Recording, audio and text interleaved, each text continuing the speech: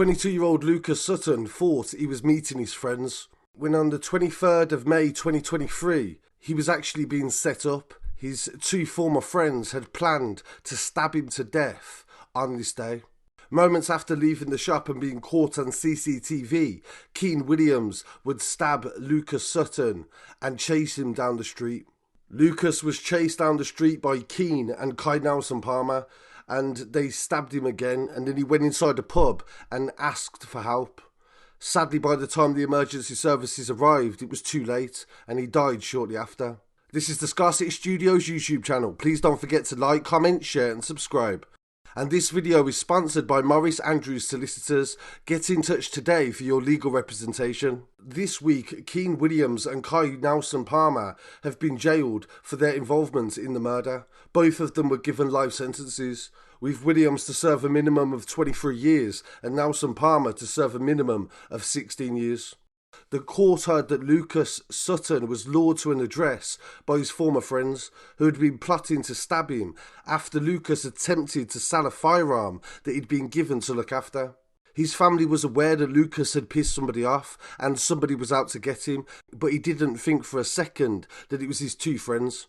Detective Chief Inspector Brian Howie from the Crime Command said, "The evidence gathered and presented to the jury built up a clear picture of the plot to lure Lucas to the address in Croydon and act as if nothing was wrong, and then they violently attacked him. Lucas and one of the defendants had been friends in the eyes of the group, and Lucas had crossed him by attempting to get rid of the firearm they were holding on to. This was perceived as a betrayal, and it was the motivation for the deadly attack." It's clear in the weeks leading up to the murder that Lucas knew his life was in danger and he'd mentioned it to his friends and also family. The police said this was a premeditated, callous attack that left Lucas's friends and family utterly devastated. While those responsible have to stand accountable for their actions, I know this will do little to comfort Lucas's family. At around 7 p.m. on the day of the murder, Lucas walked to a flat in Princess Road, Croydon. At the address he was joined by Keane Williams and Kai Nelson Palmer. They don't know whether Lucas knew they were going to be at the address,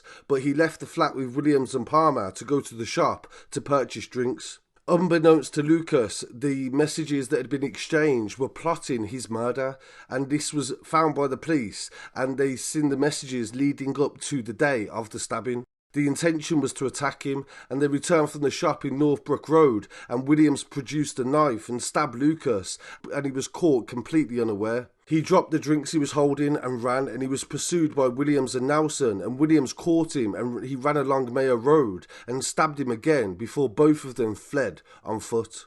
Lucas burst into the local pub, asking for help, but he collapsed on the floor, and emergency services attended, but sadly he died a short time later in hospital. Both attackers fled back in the direction of the address they had originally met on Princess Road, and Williams later left the scene in a taxi, and the police recovered the dashcam footage. Detectives attended the scene, and CCTV analysis they used to build up the picture of events that had taken place.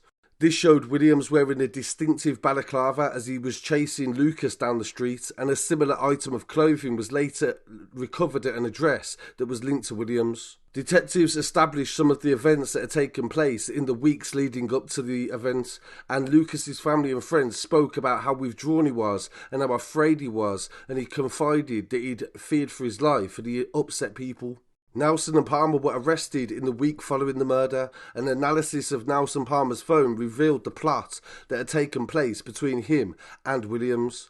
A 19-year-old male was found not guilty of any involvement in the case, and Lucas's family said the murder of Lucas has left us with a massive hole in our lives that can never be filled. Lucas was not perfect, he made mistakes, but he was ours, and he had a bright future ahead of him. They have not only taken away a nephew, but a son, a grandson, a brother, a cousin, a father, a partner, a friend, and so much more. We sit at home every evening expecting him to come in with a big smile on his face, but he never does. He's left his young son to grow up without a best friend and a father, and it breaks our heart that he would never see his dad again. We sometimes see him watching his friends playing with their dads, and we just think he would never have that. And that is the real reality when you decide to take somebody's life over a disagreement, somebody that at one point you may have been friends with, and this is how easily it can deteriorate into murder. So I want to send my condolences to the family of Lucas, and please pay your respects in the comments, and don't forget to follow for all updates on these cases and more, and I'll be back again very shortly with some more news. Peace.